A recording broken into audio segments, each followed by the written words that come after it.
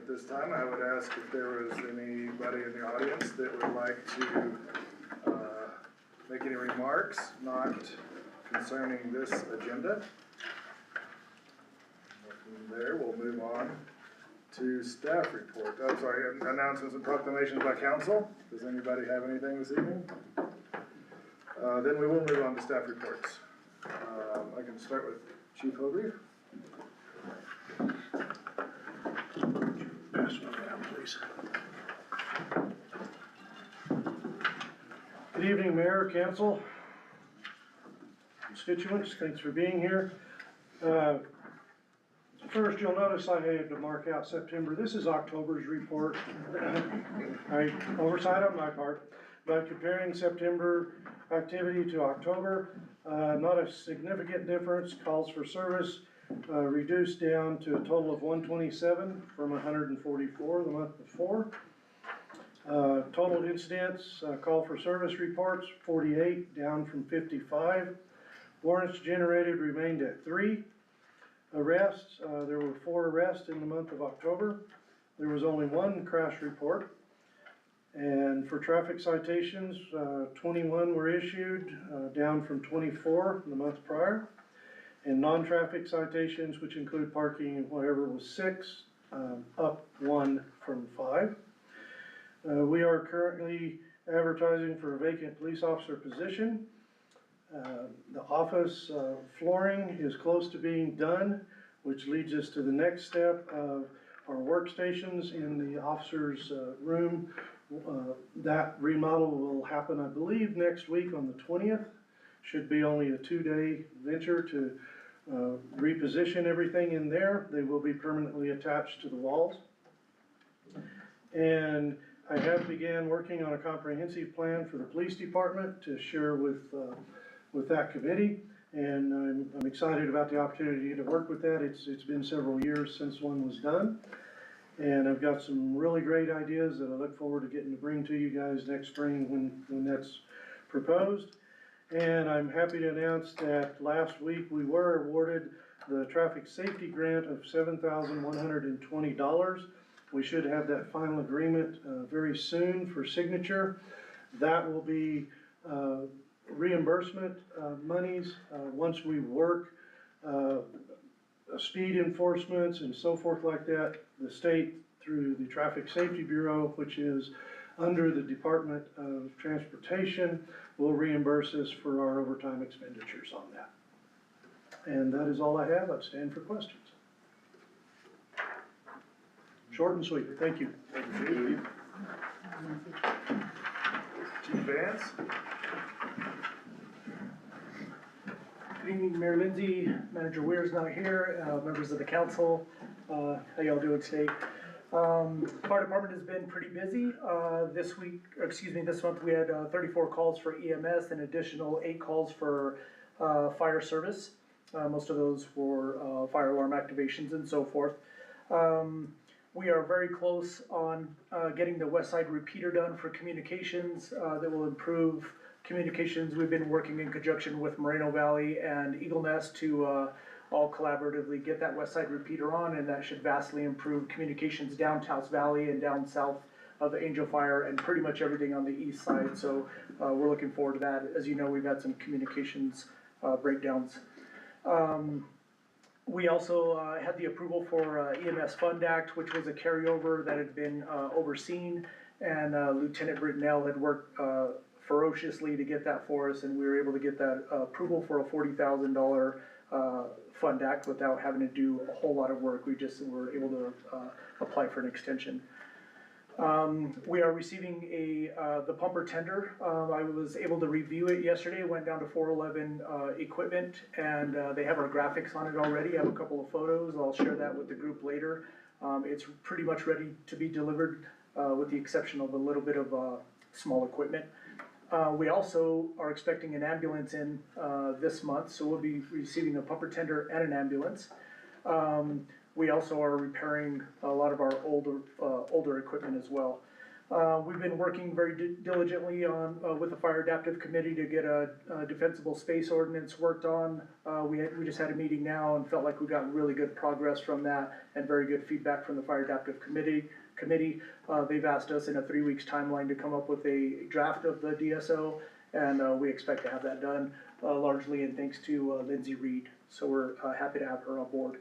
My last announcement is we have I'd like to do this formally at a later date and time, but we've made a promotion. Joshua Forsyth is now our C-shift lieutenant. So now we have a lieutenant represented on every single shift. We have 2 paid staff on every single shift, and we usually have 3 or 4 personnel, 24 hours a day, 7 days a week. Any questions? So Chief, Yes, sir. does that mean we'll have 3 active ambulances or 2? We typically can't staff 3 ambulances. A lot of that depends on the nature of the call and whether it's a advanced life support call or basic life support call. Typically it takes 2 people, 1 person to drive and another person to attend. We also have had some very good turnout for volunteers recently. So often if we have 3 personnel, say we can send 2 down the hill and the volunteer staff has been coming in and covering shifts, so it'll make a second person. And then other times when I'm here, I'm the second person on the truck as well, and I'll cover for those. So we'll usually just have 2 ambulances, if that answers your And those question. 2, are they both 4-wheel drive? All of our ambulances 4-wheel drive. I will never order anything that's 2-wheel drive from this point on. Well, we do have a tender that we asked for, and the rear axles interlock. It's kind of 6x4, so it's sort of 4x4, but yeah, close. But Thank all you. 4-wheel drive, sir. Okay. Yeah. Thank you, Chief. Director Epler, did you have anything this evening? No. I know he's been a very busy guy with this early snowfall, so. It's a big agenda, it's gonna be a long night. Oh, you're I have a good. tendency to make it go longer, so. Well, thank you, Kurt. If that's it for our staff reports, we'll move on to committee reports. I believe Elizabeth Ricketson has something for our workforce housing committee. Yes. Good evening, Mayor and Council. So we do have the final results of our employer survey, and I apologize if you've heard some of these numbers before, but I just want to make sure I give a good update.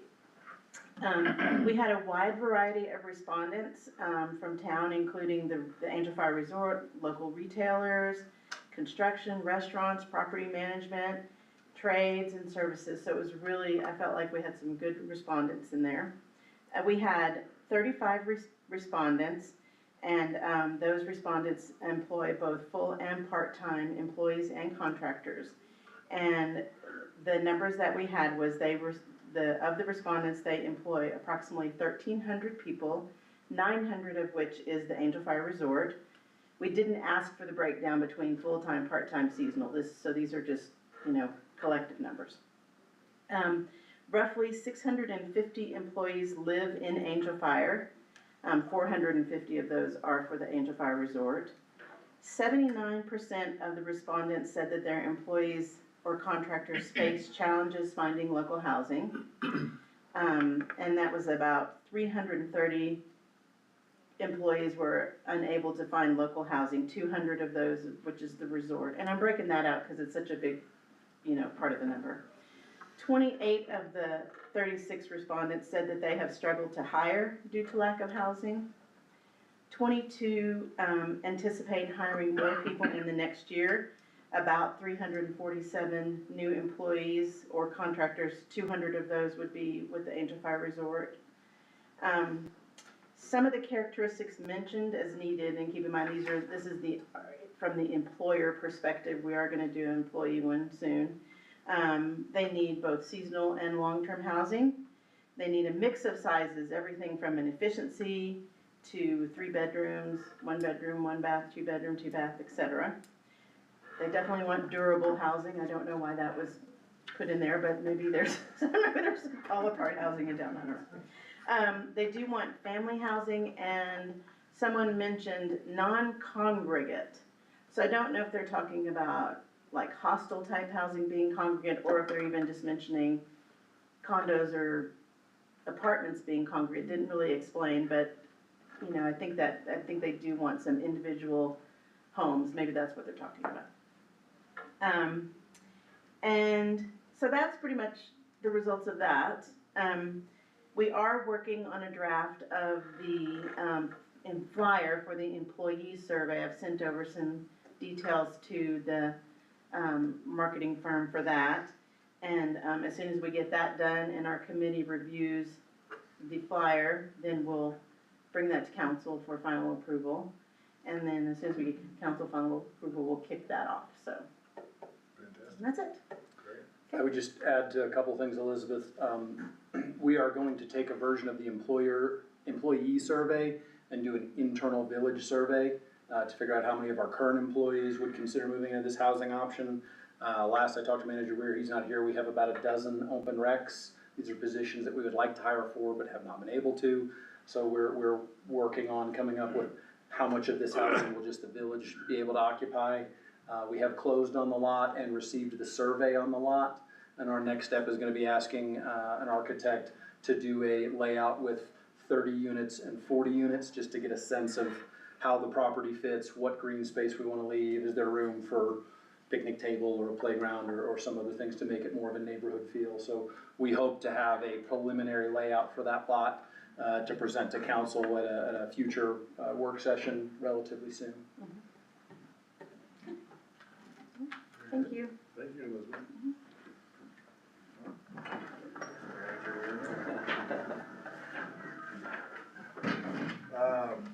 Do we have any other, committee reports? At this time, looking, we don't have any old business, we'll be moving on to new business. Welcome, Manager Weir. Thank you. Sorry I'm late. Manager Weir's been hunting this week, so glad to see that he can make it. Moving on to new business, I'd like to open item A for discussion, permission to proceed with personnel ordinance. Manager Weir. Yes, Mr. Mayor, in your packet is a draft of the updated personnel ordinance. This is a total rewrite from the ordinance we currently have. You may recall that after some of the challenges we faced, this rewrite was recommended by our insurer, New Mexico Municipal League.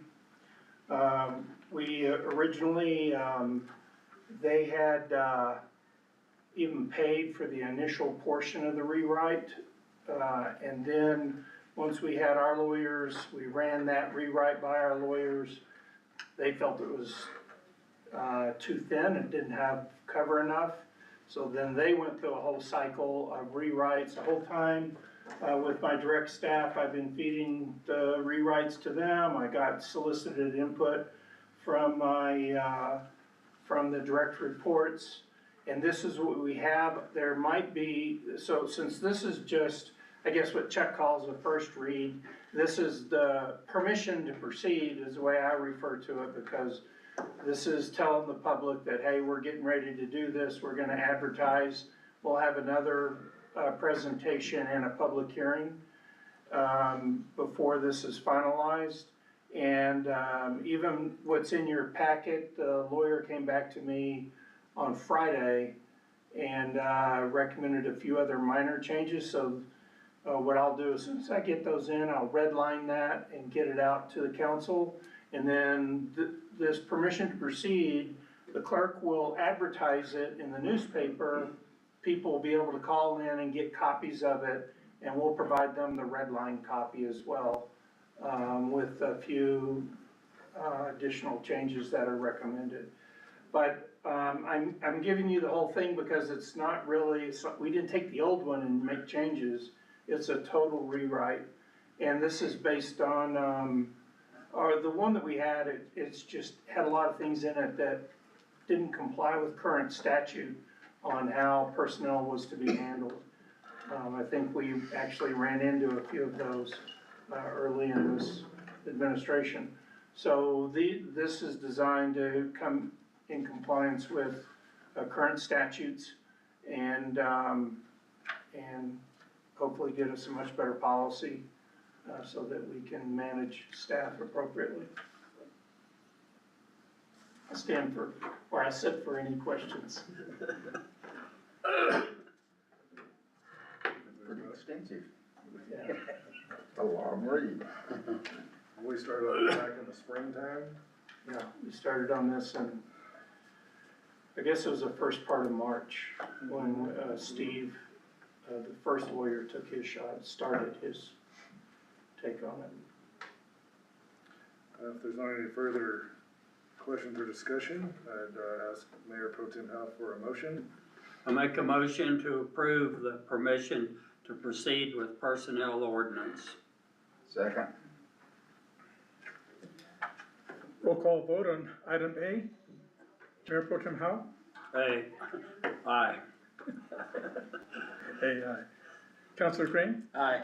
Counselor Weeks? Aye. Counselor Humbert? Aye. Pass.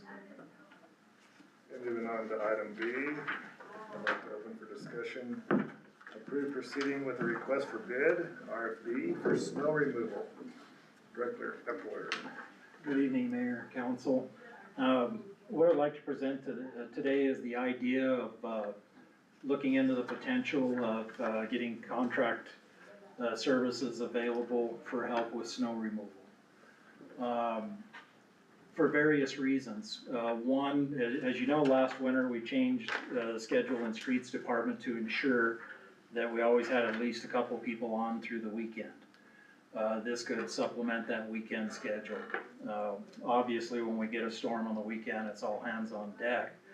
But other factors as well, just getting in the situation, having availability of more resources to take care of storms, but also looking forward at the potential of having some maintenance at an airport.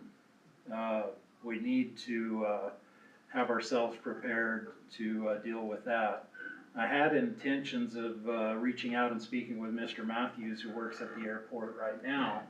I got his contact information about the time it started snowing last week, so we've both been a little busy. We weren't able to connect.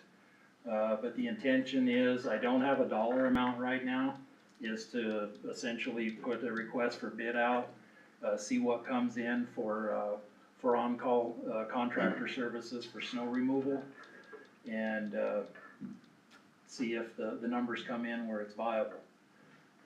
Initially, what I had thought is about doing was coming to council with the to maybe add head count for seasonal employees. We know particularly equipment operators, there are many out there that obviously have jobs in the summer that would be helpful in the winter time as well. But you know, I did the seasonal work myself for many years. But also in doing that, you know, I first wanted to examine the opportunity if we can get contractor services. And this would be the contractor using their equipment, their fuel, everything all in, essentially be on call for whenever we needed them, and be able to work late if they needed to, work weekends, work holidays, so forth and so on. And what I'm seeking today is permission to proceed with the RFB, to see who might be interested and see what kind of costs might be associated. Would this be for, I mean, specific areas, right? You're saying like the airport, this parking area, or? I would want it to be all inclusive. I would want them to be on call to whether it's airport, village facilities.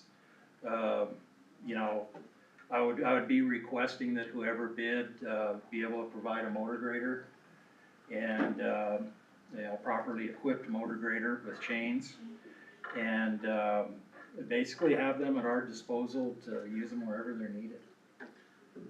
So this wouldn't be your guys out there in plow trucks that are doing driveways, doing sections road in between, it would be a motor grader operator exclusively? To bid on this, I would want to require that they have access to a motor grader and have it readily available. There would obviously be a lot of details to work out.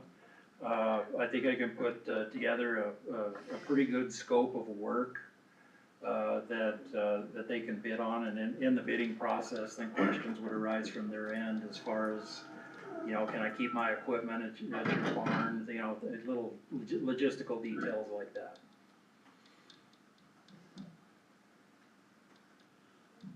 All I know, kinda like the instance of Mini Mart, whoever does Mini Mart could do this swipe, you know, it wouldn't take much, right, for them to just swipe that as well. So, Any other questions or discussion? Mayor Pro Tem Howe? Make a motion to approve proceeding with a request for bid RFB for snow removal. Second. Roll call vote on item B. Mayor Pro Tem Howe, Aye. Councilor Crane, Aye. Councilor Weeks, aye. Councilor Hubbard, Aye. pass. Moving on to item C, I'd like to open discussion to approve request to sell remaining auction items at scrap value. Director Epler? Yes, as you all recall, last month, we did an auction where we tried to get rid of multiple assets the village had that were no longer usable, no longer needed. And essentially, one of the guidelines we had, if it hadn't been used in a year, we wanted to put it into the sale. Now, in our first round in the sale, in having to list items at salvage value or market value, the prices that the items, particularly vehicles, equipment, and trailers, were numbers that were looked up online based on make, model, type, mileage if applicable, whether it runs or not, so forth and so on. And essentially, your salvage value is based on what something could be disassembled and parts be sold for. This, on some of the items, put the prices in the auction kind of high, obviously more than what some people were willing to pay. So in the next step of the process, we'd like approval to dispose of these assets at scrap value.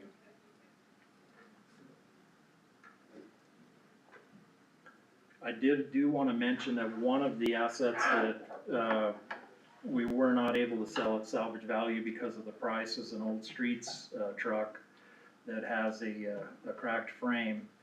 But based on mileage and the fact that it still runs good and everything, the salvage value was extremely high. I have been contacted by the Village of Eagle Nest and asked if that's something that we might be willing to donate to them, because they're in need of a vehicle right now.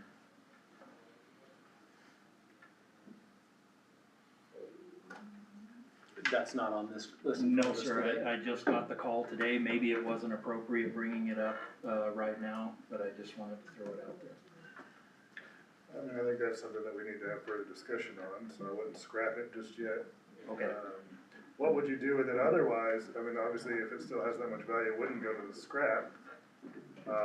Just be a price reduction or? Yeah, we'd do a price reduction. It's Yeah. still, even with the damage, it's, you know, and some of these things, they are too good to sell for just scrap weight value. But some of the things, some of the vehicles, that's all we're gonna get. I mean, I trust your judgment on what you're scrapping, personally. I've looked at them. Do they need to be scrapped? Did you buy any of I it? didn't bid on any.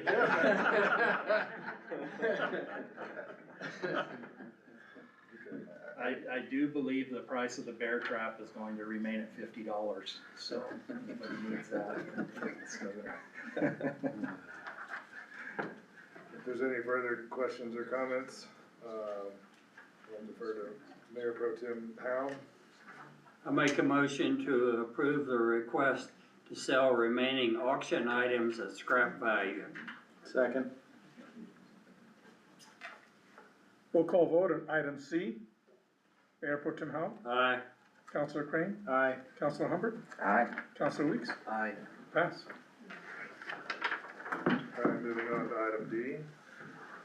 I'd like to open for discussion, approval of resolution 2024-74, authorizing the assignment of officers' signatory authority, capital appropriation, SAP-21-F2307-STB. Julie? Good evening, gentlemen. Before you, you have a resolution to change the authorized signatures because we had a change of administration.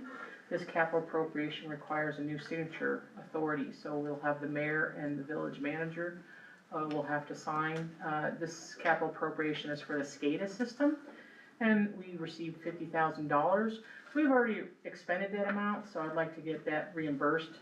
So just need signatures, and then I'll submit it for reimbursement.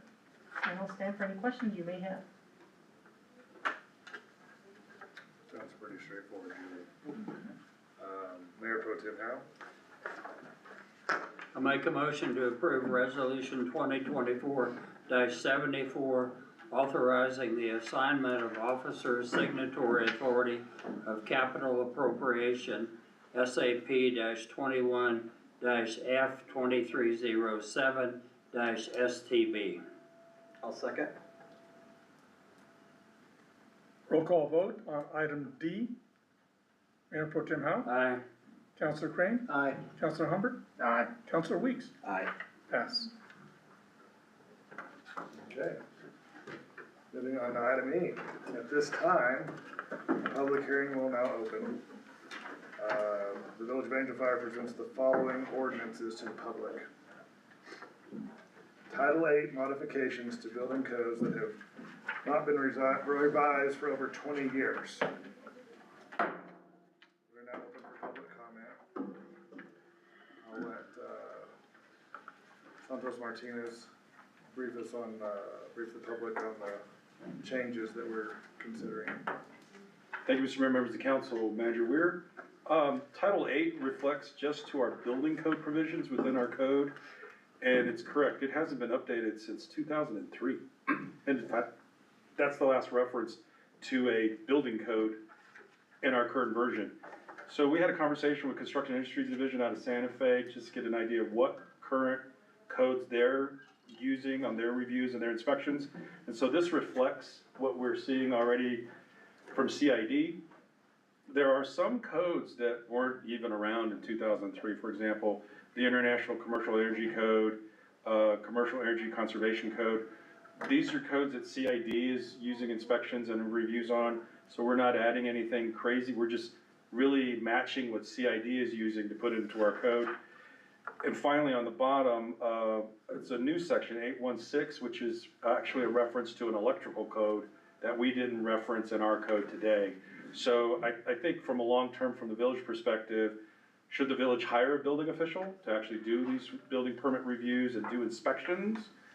There's actually a more current version of what to ask and doing plan review and field inspections as to what codes would be lined up. And again, we didn't pull things out of the air, we just coordinated with CID just to see what's current right now, what are contractors dealing with in the field, and so that's the proposal we're bringing to you tonight. And this is one of two parts. We'll also be moving forward with amendments to the fire code for the same purpose of referencing the current codes as opposed to what was adopted over 20 years ago. Stand for any questions you may have. I just feel like, again, as Santos pointed out, it's been way overdue, 2003.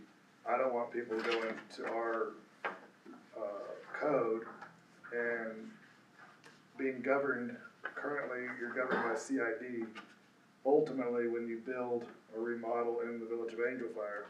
So to have that continuity, to have the same standards, I think is important so that people aren't under the impression that they can do something other than what CID is currently allowing.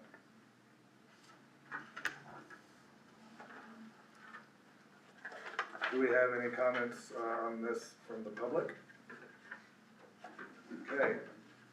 At this time, Title 8 modifications closed for public comment. We'll move on to item 2, Title 9 modifications regarding cannabis repackaging, relabeling, and permission of temporary telecommunications towers. with a comment on Title IX.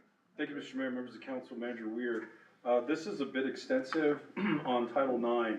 So the first part is the state of New Mexico, well, let me back up. When the village was considering the manufacturing option for cannabis, we were very explicit not to touch it because there was concern about water usage and water rights and availability of such. The state of New Mexico and the Cannabis Division actually labels manufacturing as the repackaging, the relabeling, and limits two types of extractions. So these proposed amendments for cannabis manufacturing include all of those minus any that has water involved in the process. So if you had a hot plate to extract oils, that's allowed in this provision. But to relabel and repackage, if you had a 10-pound bag and you wanted to take that and make it smaller bags for sale, for retail, that would be allowed. It matches our cannabis ordinance that it's only allowed by conditional use within the same zoning districts for conditional uses. The spacing requirements in C2 match the retail requirements, that it has to be 300 feet away from a residential use. In the overlay, it's a residential district. So those match, and it has to be fully enclosed in a building. It can't be open air type of extraction in the back. What we tried to do is define the use so that, and defining the use, we didn't just use the state definitions of a type, class 1, class 2, class 3, because the state could change those modifications and then we have to modify our code.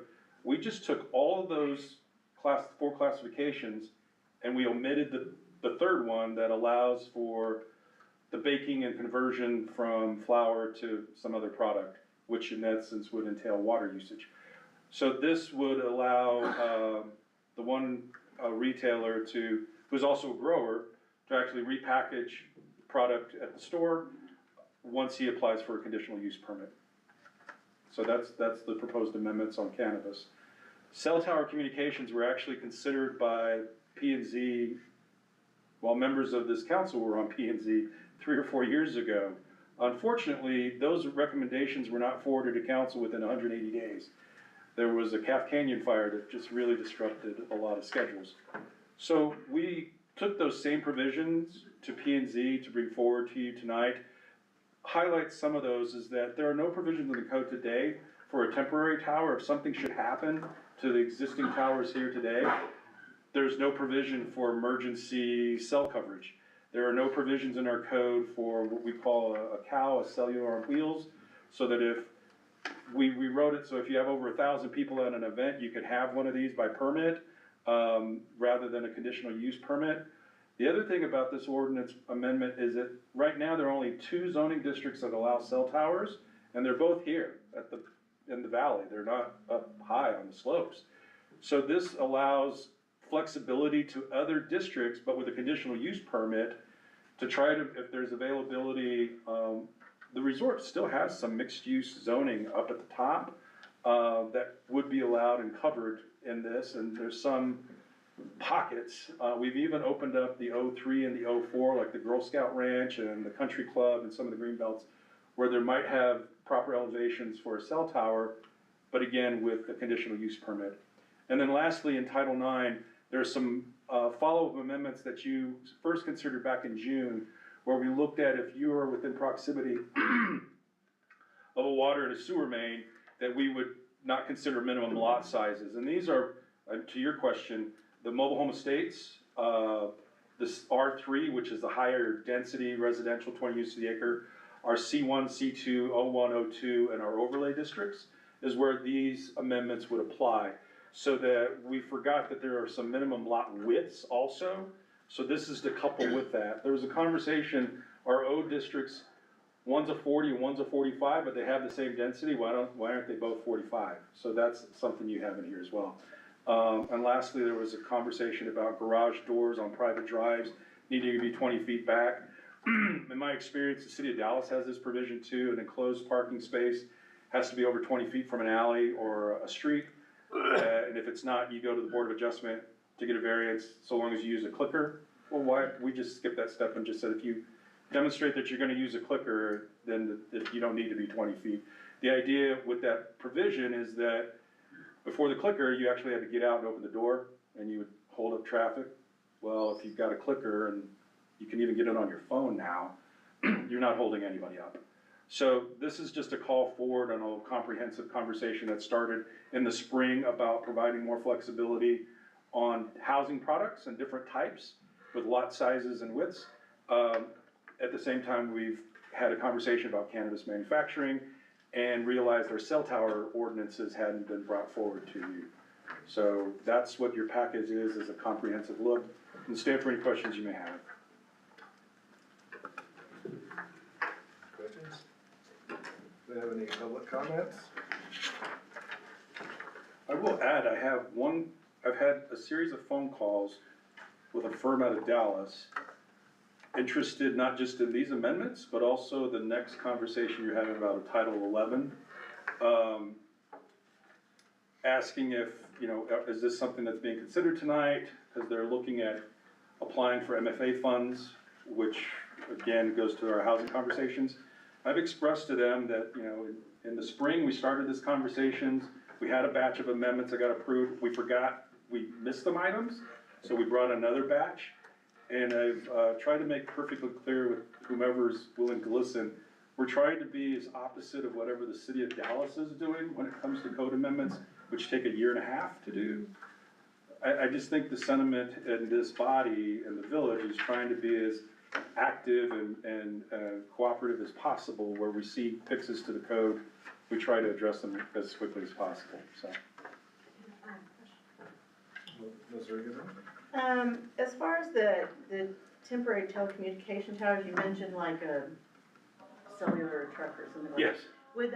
Would this modification that you're including cover, say, like when we have high visitor Yes. volume? Yes. So like maybe on the Christmas weekend, and that we would actually do something about it, because it is a problem. This would actually give us an opportunity to address that. Right now, it's silent in the code. There's not even a provision for it, even by permit. So I think what we've provided is get approval from the director, and yes. So adding that flexibility, I think, is important, just as important as if something happened to the tower and it went down, that there's a way to, without going through a conditional use permit all over again, just fix the tower and get coverage back.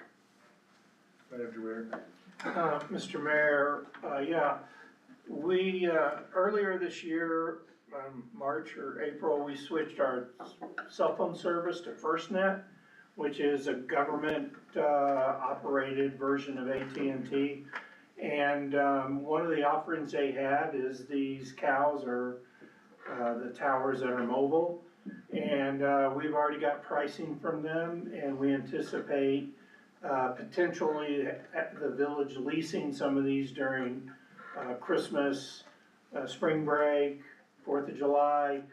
And right now, we would have to get a conditional permit in order to do that. With these new provisions, we could bring the tower in, set it up in the core of town, rent it for 2 weeks, and have them come get it and take it away. And we intend on doing that. ComNet recently upgraded much of its equipment at the tower just outside of the resort's hotel. I'm told that this is gonna help address some of the bandwidth issue we experience over Christmas and spring break, but we'll see. Thank you for that update. Adam? Hello.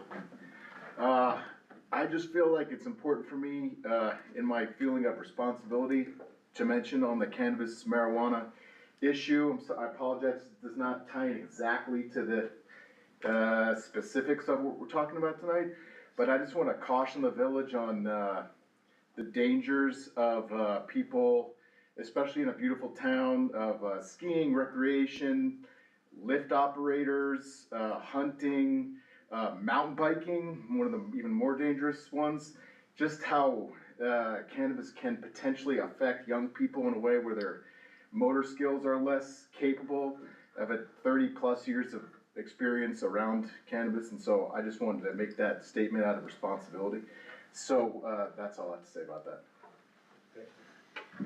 Any other comments on Title IX modifications?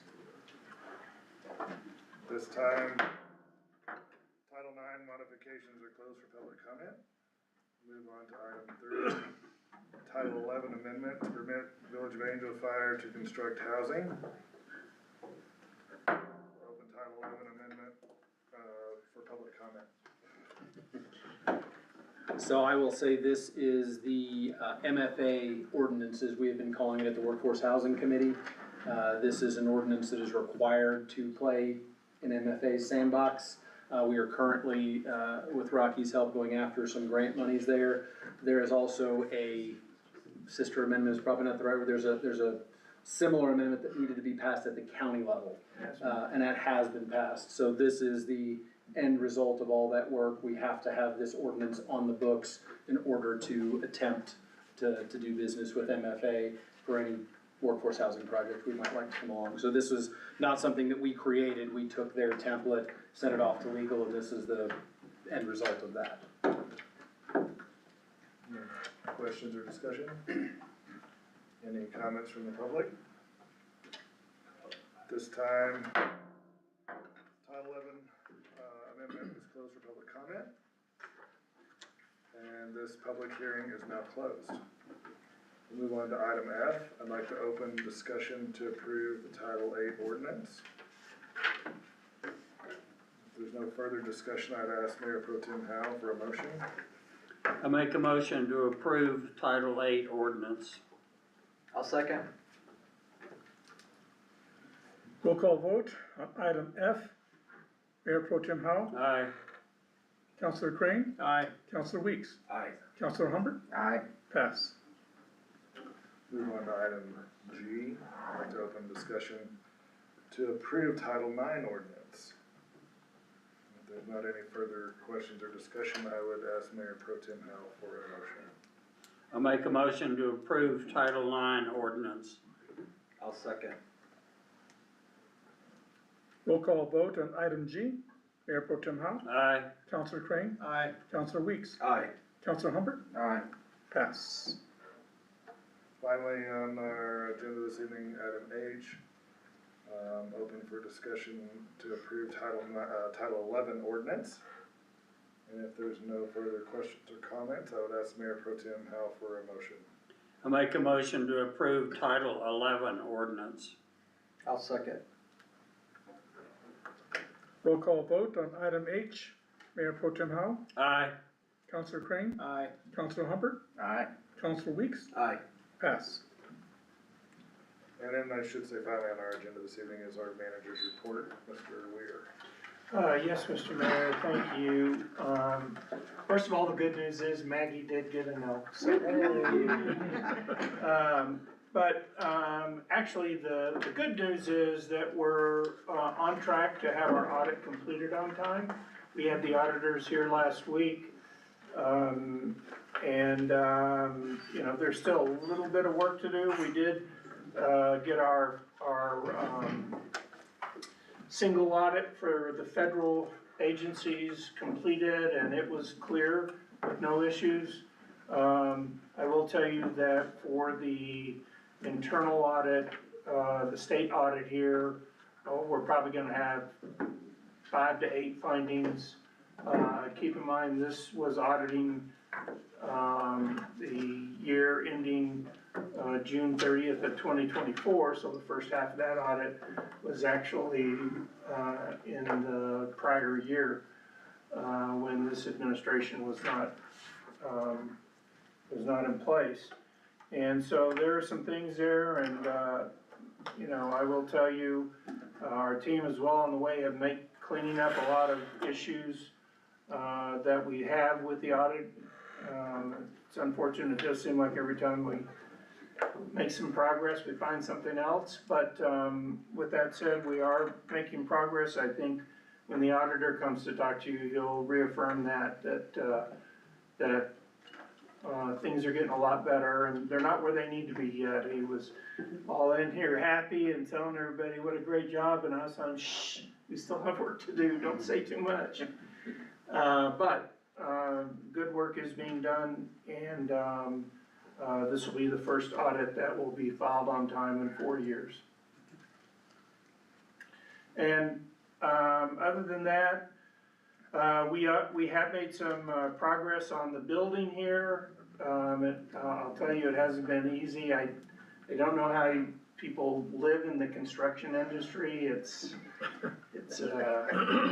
much rather deal with the auditors, to be frank, than the construction people. But we are making some progress. It wasn't painless, but we are making some progress, and you know, I almost hate to say it, but we probably have another 6 weeks left to go. Last time I said that was probably 12 weeks ago, so I'm a little gun shy, but having reviewed today, at lunch, I spent some time with the foreman of the job, and we went over where everything was, and we're probably about 6 weeks out from completion if the weather will cooperate. I will add that this is a new foreman, you could elaborate on This is that. the third foreman. The third, but he's also been the most responsive and. He has been. Much better at communicating. Yes, I agree with that.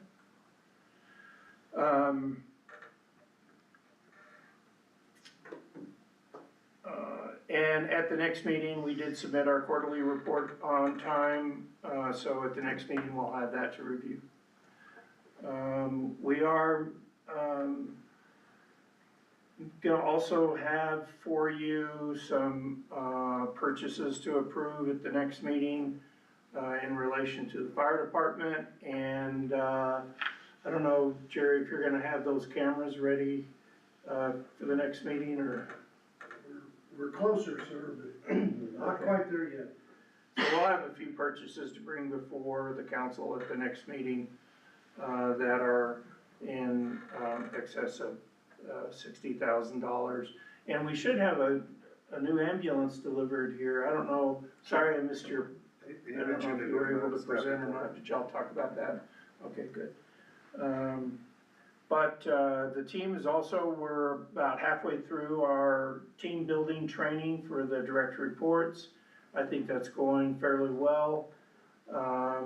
It is something that is very important, in my opinion, for a successful organization, is for the leadership to learn how to work together. And, you know, one of the things that I keep telling them and is a key component to our future success is that we start thinking in the aspect of what's best for the village and not what's best for my department. Those two things aren't always the same, even though generally they are, but not always. And we've got to get management thinking what's best for the village. And these classes are a big piece of getting that. I will tell you, we have a great team. I'm very excited about our team. We've already dealt with some pretty controversial things, and we've dealt with them successfully. And so it bodes well for the village, looking forward that we have a great team of leadership here. I'm pretty proud of them. That's all I have. Well, I appreciate that. Manager Weir did mention our next council meeting. We are not gonna have one that would normally be scheduled. It falls in the week of Thanksgiving. So our next scheduled council meeting will be on December 10th. And with that, this meeting is adjourned.